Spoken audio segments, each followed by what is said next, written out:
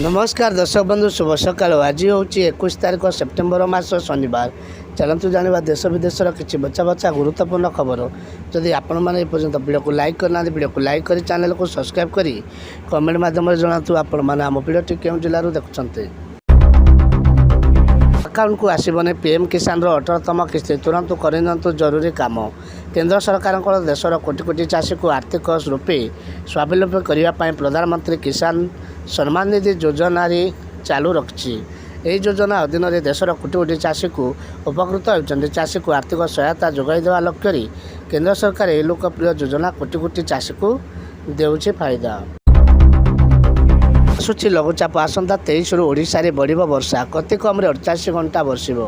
उत्तर पूर्व बंगोपसागर आसंता 22-23 तारिख बेलू एक लघुचाप सृष्टि होवार संभावना रही।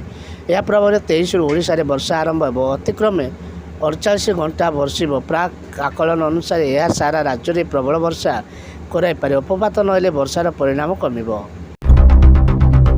राशन कार्ड धारी खुशी खबर। मागणा राशन को नहीं आसला बड़ खबर। 80 कोटी लोक मिलिबो अधिक गहम। देशर प्राय 80 कोटी लोक मागणा खाद्यशस्य योजना लाभ पाउछन्ते एवं वर्तमान सरकार यह योजना 35 लाख टन अतिरिक्त गहम आवंटन करछन्ते। यार लाभ आसंता वर्ष मार्च पर्यंत उपलब्ध होबो। यह राज्य में सस्ता है पेट्रोल डीजेल। जानतु केउठी रही सर्वाधिक रेट। गोलबार मार्केटर औषधित तैल दर में क्रमागत ह्रास देखा मिलूँ।